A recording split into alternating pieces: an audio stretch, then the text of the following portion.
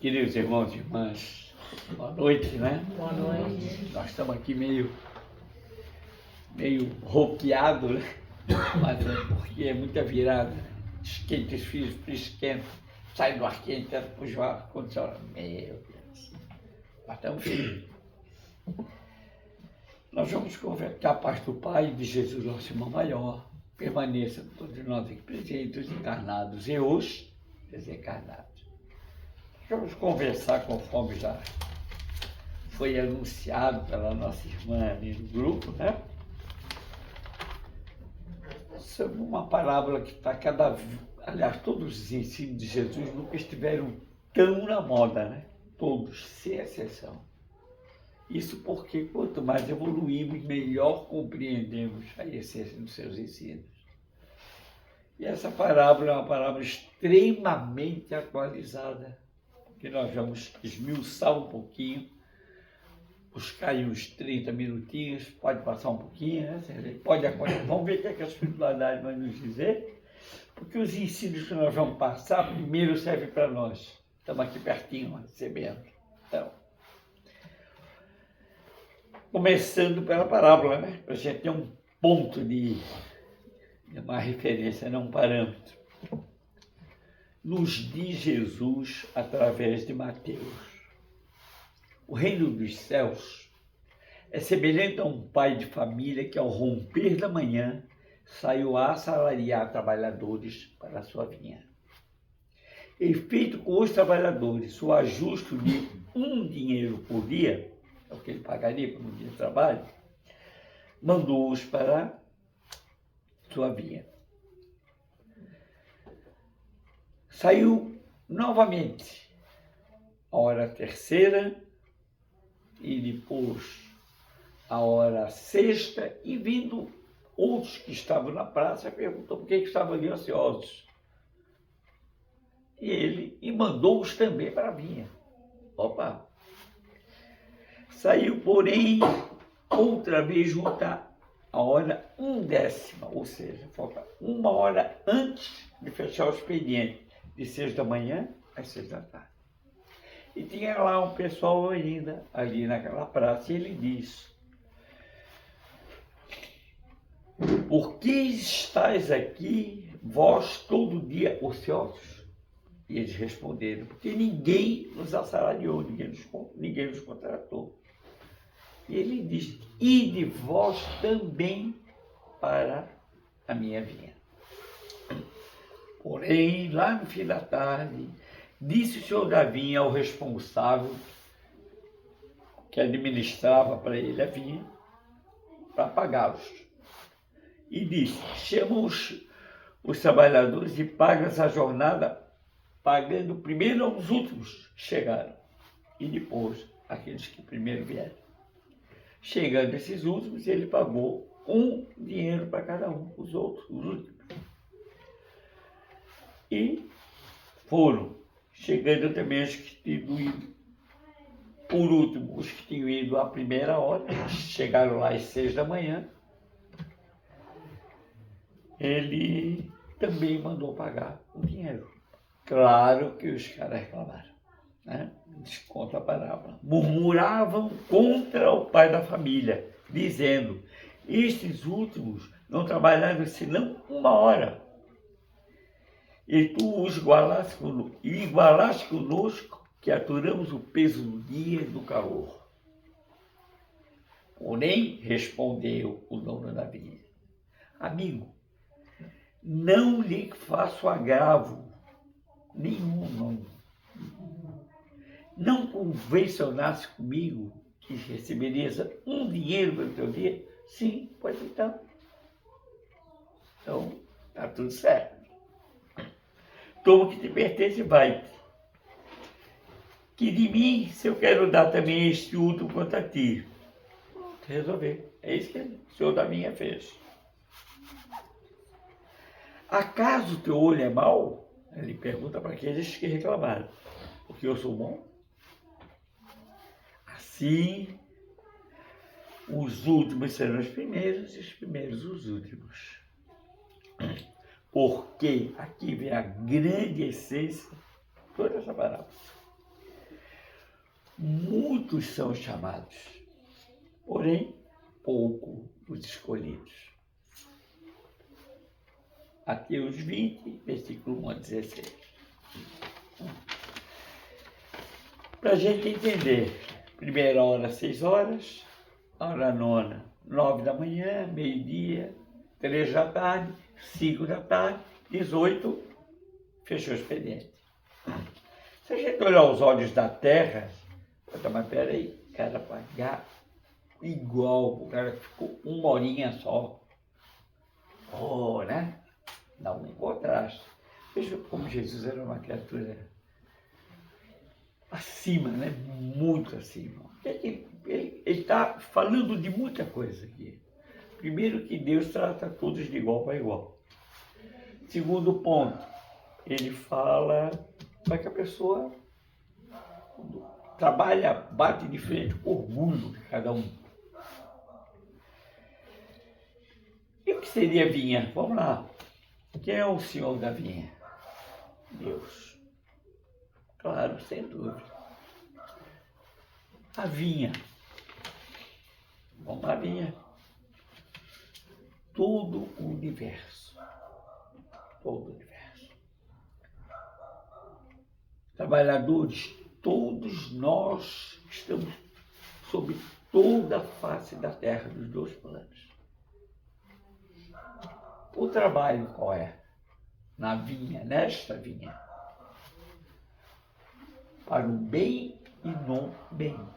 Então, bem e o bem. Esse é o nosso trabalho. E o horário?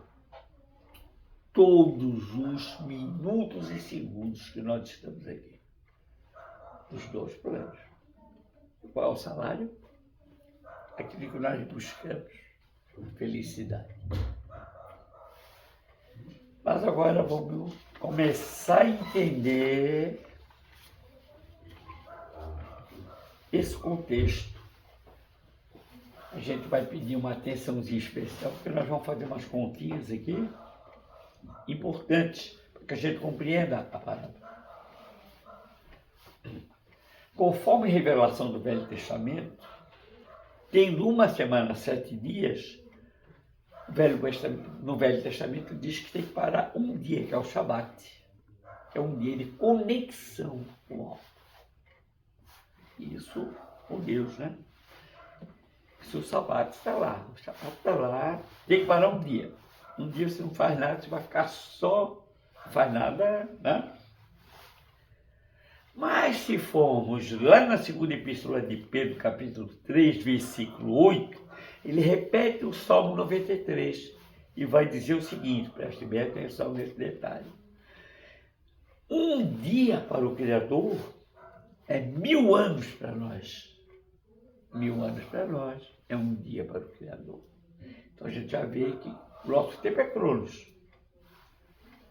O tempo do alto é Kairos, o tempo de Deus, né? Então, uma semana de 1000 anos tem 7.000 anos, claro. Se um dia lá, lógico, a conta é fácil.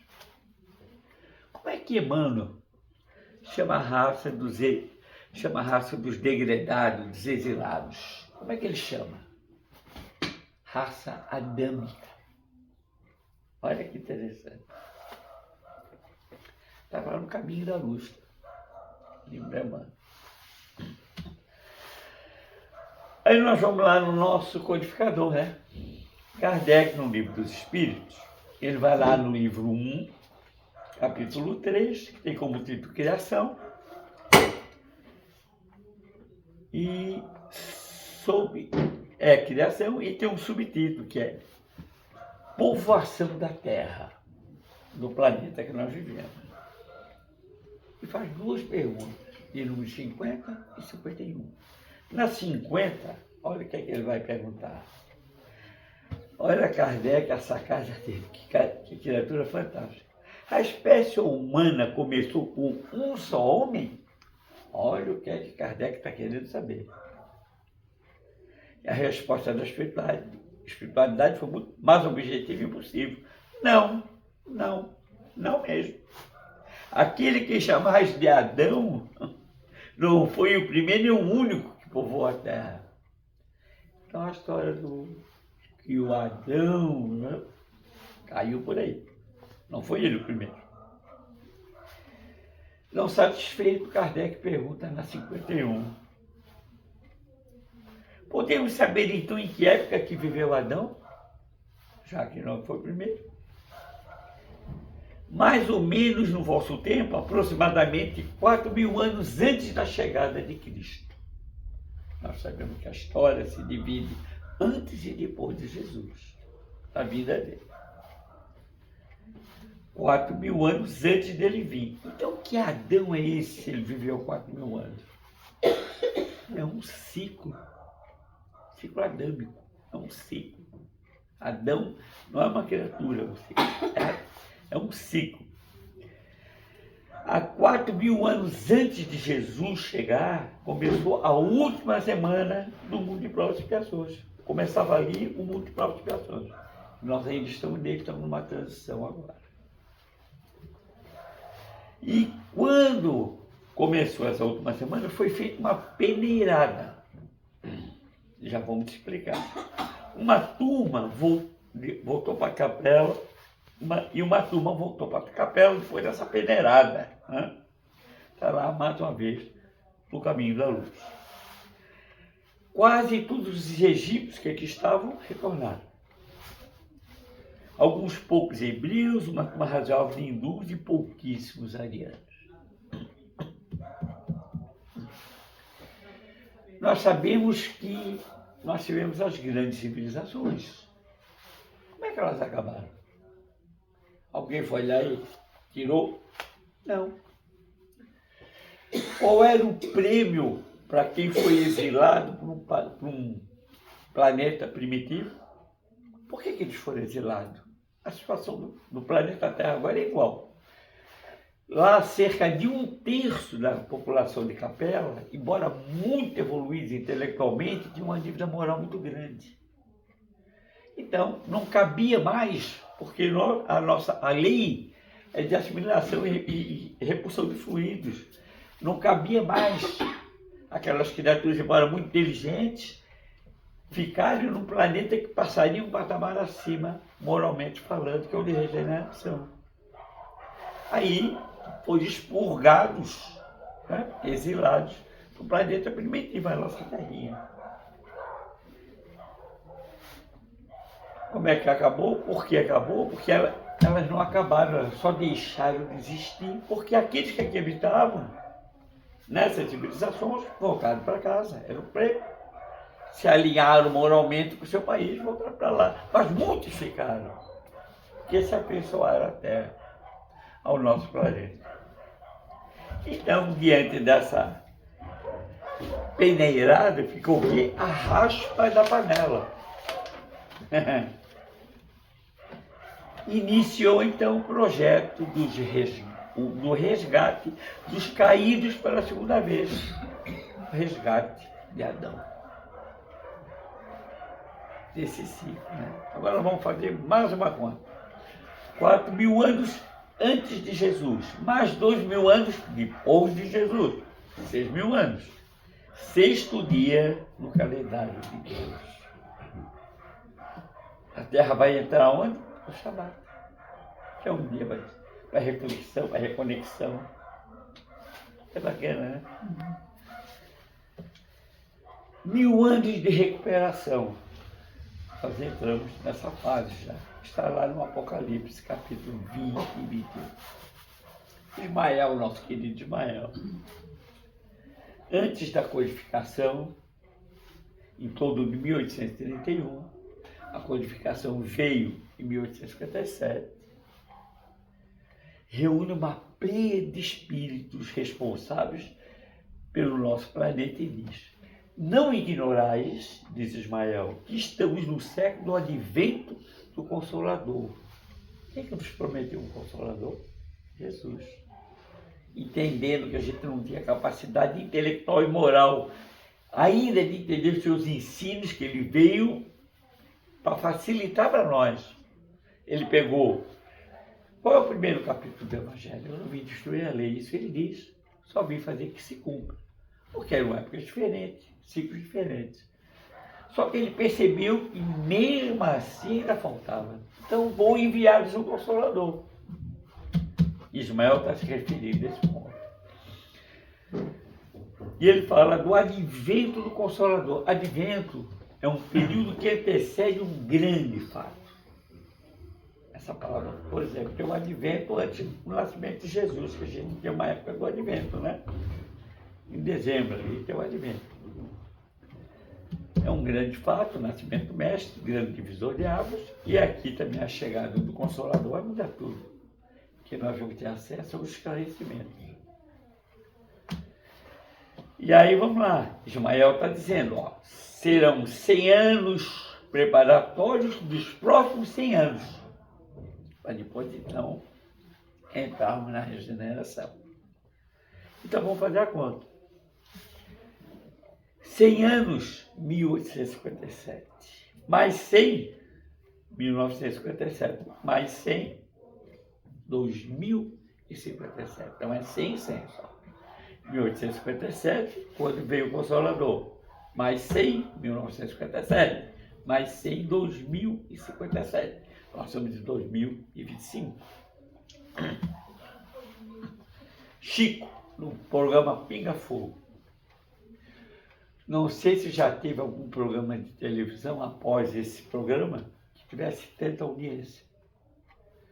Na extinta Rede Tupi, nos anos 70, se eu não estiver errado. Era um programa programado inicialmente para 40 minutos, foram 4 horas. Tiveram que mexer em equipamentos e uma loucura. Pergunta para Chico.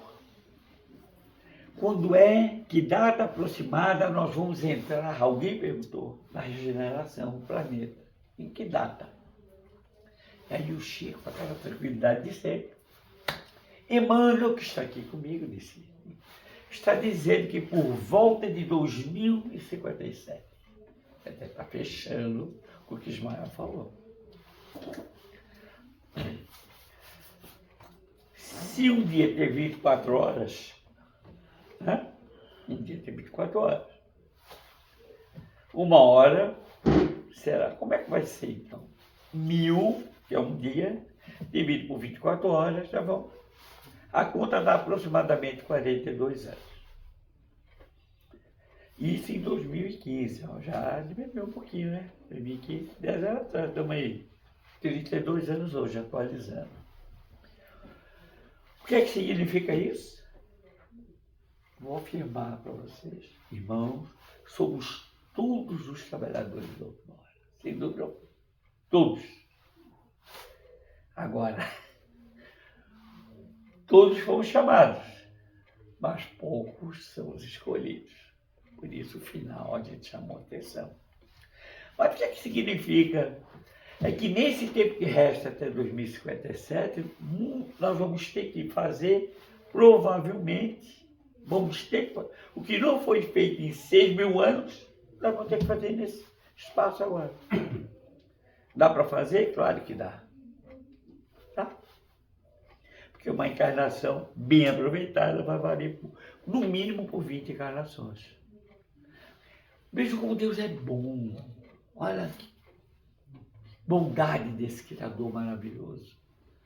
A gente fez um monte de bagunça, um monte de coisa errada.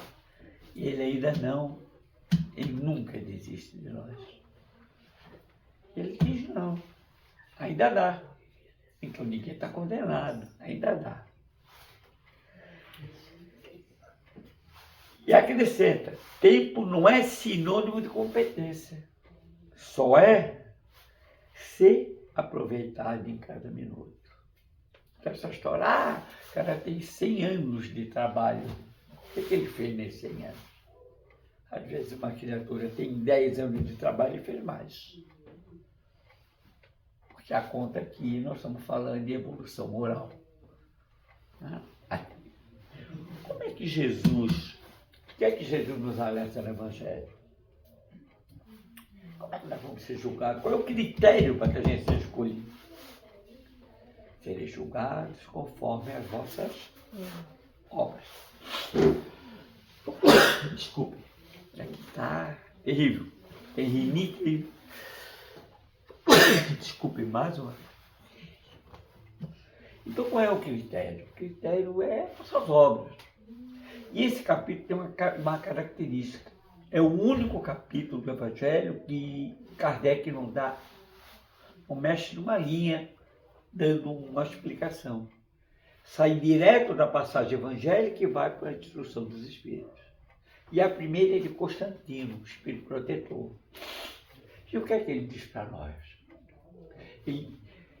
Ele dá um apanhado da palavra, mas ele me chama muita atenção no parágrafo, quando ele diz assim: bons espíritas, olha que interessante, sois todos trabalhadores do outro lado, bons espíritos.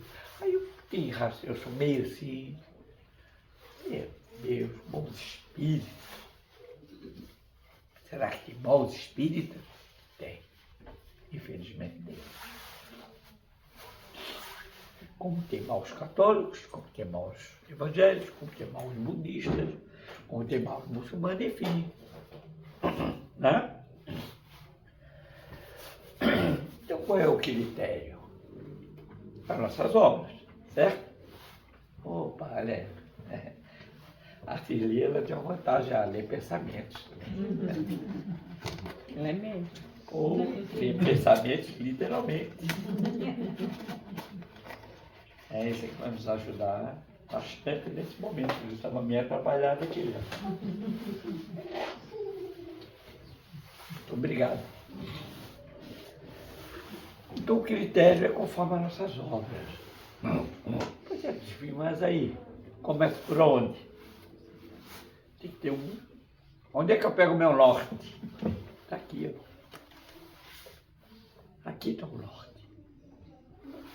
O Evangelho. Porque o Evangelho de Jesus são todos os ensinamentos dele. Então, nós temos o norte. E nós espíritas temos uma responsabilidade ainda maior. Porque nós temos uma doutrina que ela não é mística, não é dogmática. E tem uma, ali das 5 obras basilares, ainda tem uma enormidade de obras fantásticas que complementam, para que a gente se aprofunde. Então, o que é que está faltando para nós? Emmanuel diz lá no Pensamento e Vontade, vontade de ser melhor. É isso que falta. O Emmanuel é muito, eu gosto muito do Emmanuel. Quem diria que o povo lento seria hoje, né? Que é a evolução, é uma prova viva da evolução, né? Das pessoas. E Paulo, né? E muitos outros. Então, pelo Evangelho eu vou. Mas aí eu tenho que também ver, o que eu preciso para... Eu preciso aproveitar cada minuto, né? Até 2057 eu tenho que acertar o meu baralho interior, ajustar minhas faltas para eu poder... Porque não adianta você ter um QI, tipo, coeficiente de indicação, não. Se eu, o Crispim tem um monte de amigos de luz, ele é um rapaz esforçado, então nós vamos indicá-lo para ser escolhido. Negativo, não tem essa história, não. A gente torce para ser, né? A gente trabalha para isso. Mas o critério é que cada um conforme as suas obras. Agora, qual é a primeira ferramenta que nós precisamos para começar o caminho dessas obras? Humildade, que é o primeiro ensino de Jesus. Todos nós sabemos que ele poderia ter escolhido qualquer castelo para encarnar, como Mangedu. Também sabemos que ele poderia pegar qualquer doutor da lei e fazer discípulo, que todos queriam. O que ele fez? Pegou pescadores. E por quê? Porque ele precisava de matéria bruta para moldar e alicerçar os seus ensinos. Que nada mais são do que as leis de Deus. Já começou nos dando uma força muito grande, pegou 10 mandamentos, fez um compacto sem mexer em nada. Amar a Deus acima de tudo, e até o próximo a ti mesmo. Pronto. Facilitou para nós muito, mas e nós entendemos? Claro que não, né? Então aí, ó. Na verdade, a gente ainda não chegou lá. Então, mas tem criaturas, a gente sabe, que com certeza são escolhidos. Eu vou falar os mais conhecidos, porque anônimos tem muitos. Chico. Vocês têm dúvida que Chico é escolhido? Eu não tenho nenhuma. Criatura fantástica. Divaldo, olha a obra. Se é pelas obras, vão por obra. Madre Teresa de Calcutá, está lá. E outros muitos. Mas tem um que não é tão divulgado, que eu tenho certeza que ele está escolhido também, que é Jerônimo Mendonça. Já ouviram falar, né? Jerônimo Mendonça? O gigante adormecido. Conta uma historinha deles para vocês. Tem uma que é bem conhecida, vou contar uma que eu não conhecia. Jerônimo, até uns 17, 18 anos, era uma criatura extremamente saudável. Veja o que é a mudança. E era forte, digamos, forte para os padrões da época. E qual era a referência dele? Tarzan. Qual era o apelido dele? Tarzan, porque ele vivia fazendo aquela pose, né, do Tarzan, né? Aqueles filmes antigos. Então, era a época dele, 1950, e desencarnou em 89. Aí o que é que aconteceu? Um dia, ele fazia exercício todo dia. Hoje ele seria um rapaz fitness, né? Porque hoje a turma está tudo bombada, né? A turma está forte. Mas ele ali não tinha nada, era músculo mesmo. E era um guri forte, e ele se intitulava, os amigos o chamavam de Tarzan.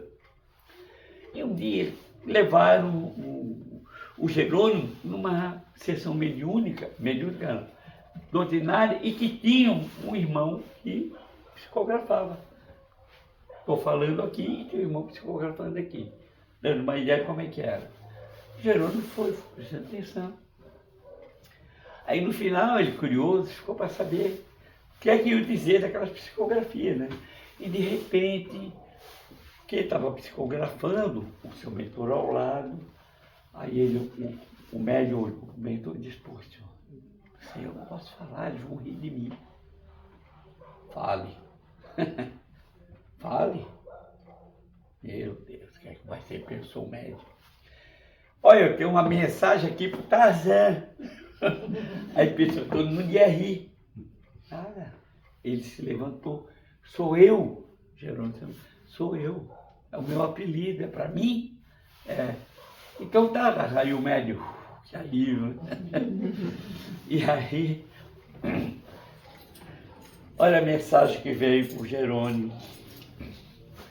Tarzan, a mensagem que diz para ti é o seguinte: te agarra no cipó mais forte que tu conseguires, que é a tua fé.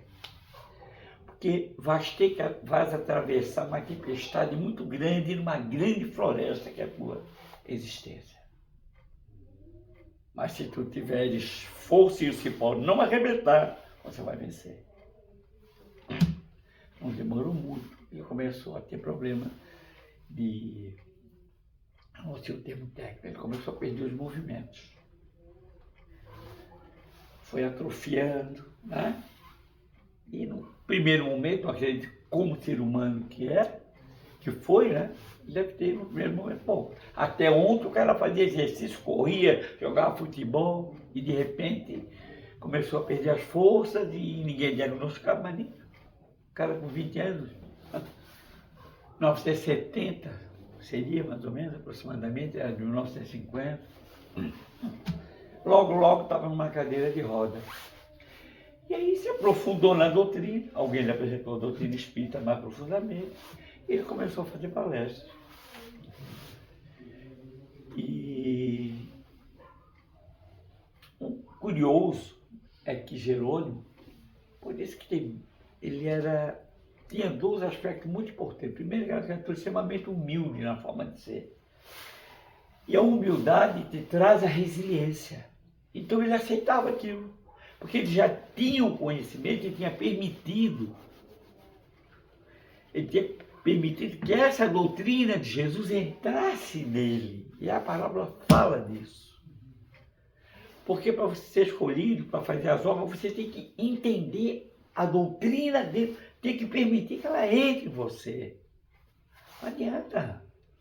Não adianta ficar, eu vim aqui fazer um discurso de uma palestra extremamente simples, com termos difíceis, e papapá, cheio das ondas, e ninguém entendeu a essência. Ah, gostou? Ah, muito bonito, que você entendeu nada. Qual é o sentido?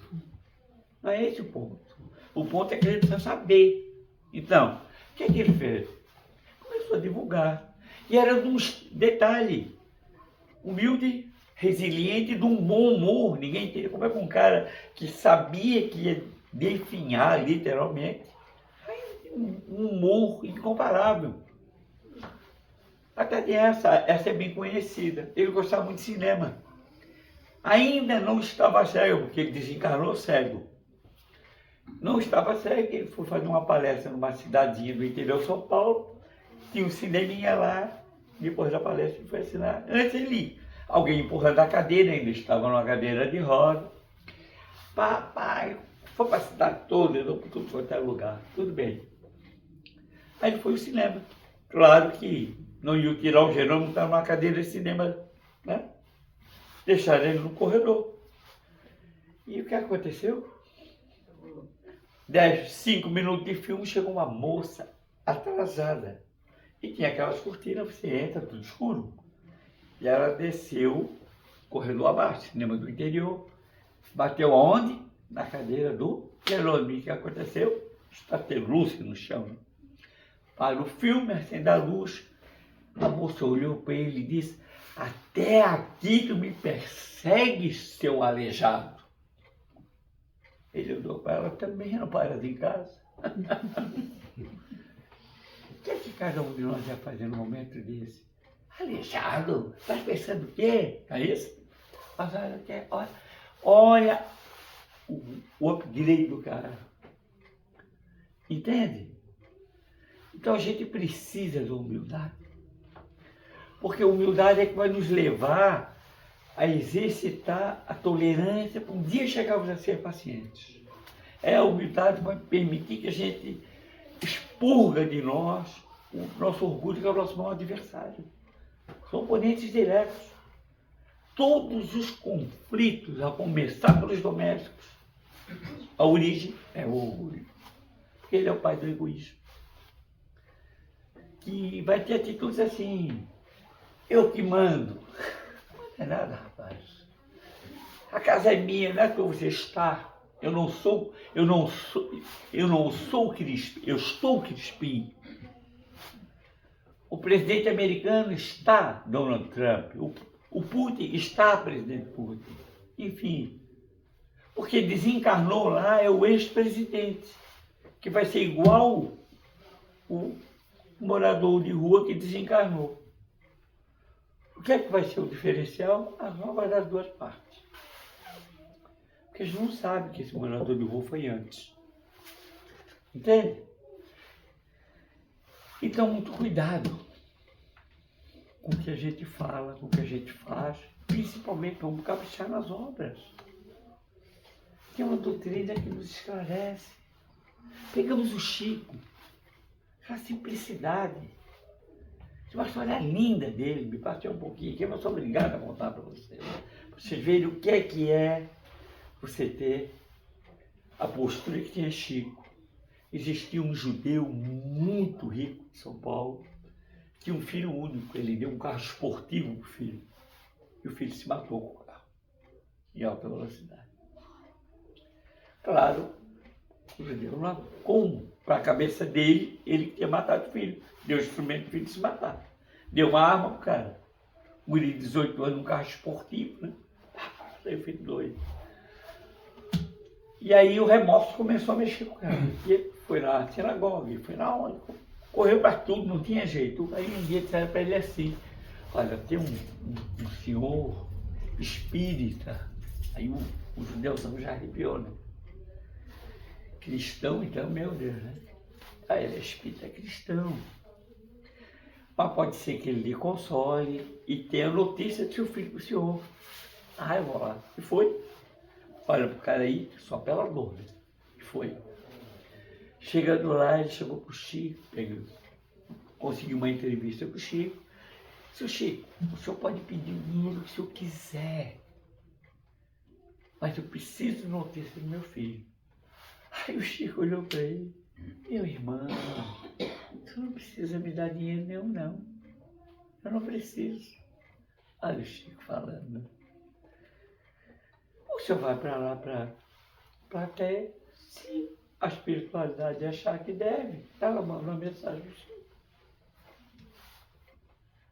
Porque o telefone só toca de lá para cá, não toca daqui para lá. Ele foi, não tinha outra, não perguntou o nome, nada. Chico ali. Acabou a sessão, Chico para um, para outro. Daqui a pouco o Chico pegou uma mensagem e disse: seu Ibrahim. Ele suspeito, ele não sabe meu nome, está me chamando. Levantou: sou eu. Tem uma mensagem aqui para o senhor. Só que eu vou precisar que o senhor me ajude. Ele não entendeu. Eu poderia vir aqui? Ele veio. É porque o seu filho, ele, a parte mais importante da mensagem, que é para o senhor, ele escreveu em hebraico. Por que ele escreveu em hebraico? Para que ele não tivesse dúvida alguma que era do filho. E o que é que dizia? Meu pai, eu estou bem, não se culpe. Pare de ficar dormindo abraçado no meu túmulo, eu não estou lá. Enquanto o senhor está lá abraçando o meu túmulo, eu estou lá consolando a mamãe. Com certeza os judeus não ficou, né? Carinha vaca atolada, né? Com certeza. Lógico que se corrigiu, obviamente.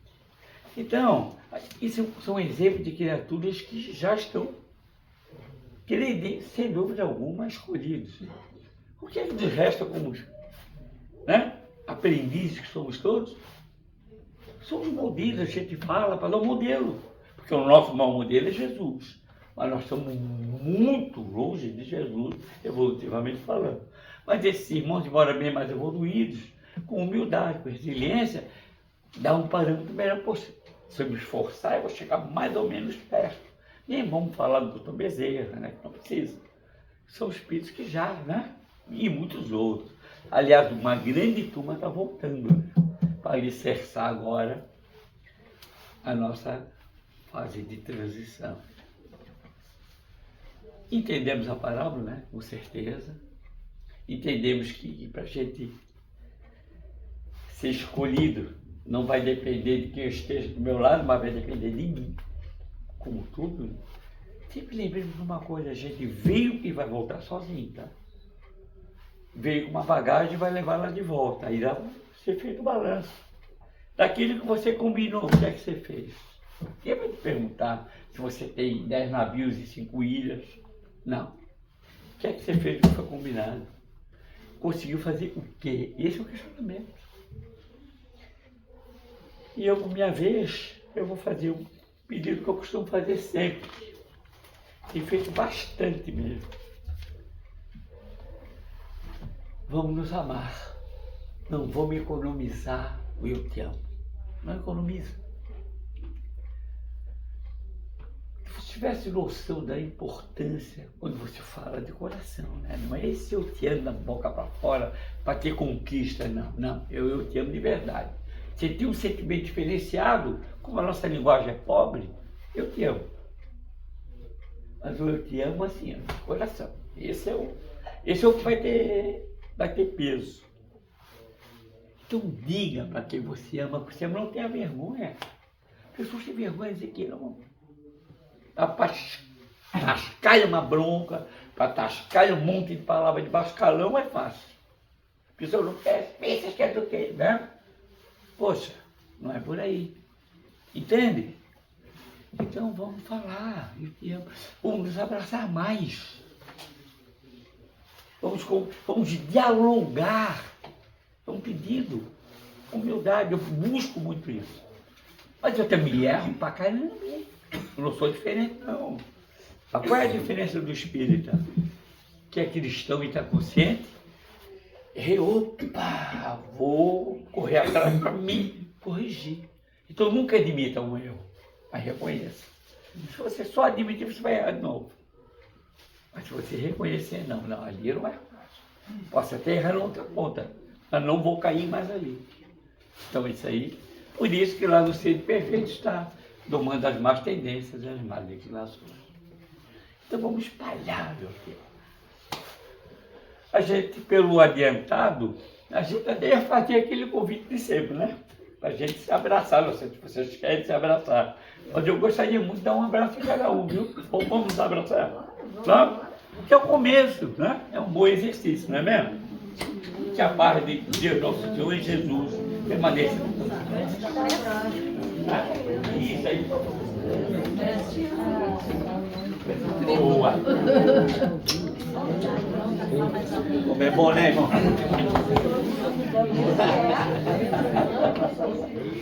Coisa boa, né? Não é mesmo? Coisa boa, poder dar um abraço, não é mesmo?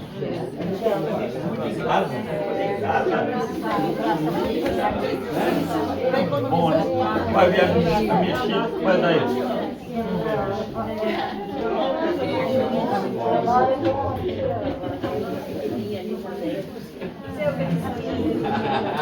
Olha aí.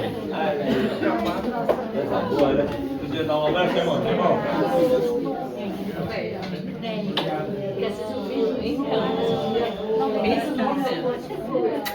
Instagram é um novo médico. Tá? Ih, minha filha. Ele, daí diz que é meu amigo. Tá? Hoje eu falei com ele. Que é maravilhosa aí, né? Ele é palestrante também. Como é bom abraçar? Meu amigo Bruno. Viu como é bom abraçar? Com certeza, né? A gente tem que conhecer. É muito bom, viu? Esse pedacinho aqui tá me gelando. Eu tô toda cheia de sonhos. Esse pedacinho.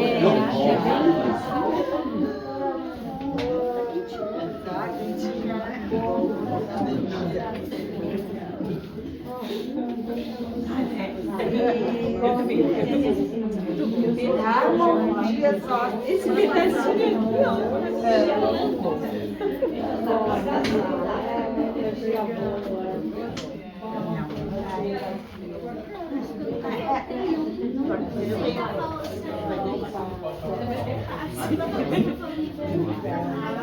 Antes da senhora fazer a peça, eu quero dar uma palavrinha.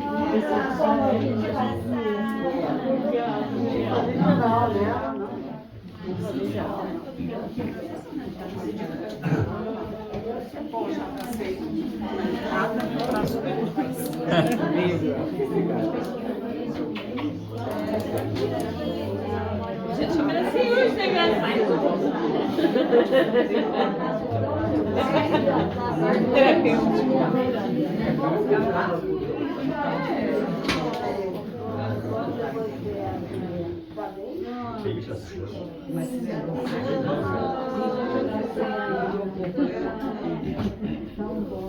Todo mundo abraçou todo mundo. Coisa boa, né? Te abracei. Tá só o pessoal sentar aí que nós vamos. Você fez a primeira palestra. Fiz a primeira vez que eu entrei. Deixa eu dar uma palavrinha aqui. Para todo mundo reflexionar. Para nós. Pessoal, só para a gente ter só para dar um fechamento assim com chave de ouro, melhor do que esse impossível, né? Mas vocês viram a satisfação que a gente tem quando a gente dá um abraço, a troca, como é bonito. Então, vamos começar a exercitar isso em casa. A gente esquece de fazer em casa. Quantos? Muda tudo, hein? Vamos começar a voltar, dar bom dia, boa tarde, como se fazia antes. Buscar agregar pessoas. Né? E eu te amo, tem que espalhar mesmo. Muito amor. Uma ótima noite, uma abençoada semana para todos nós.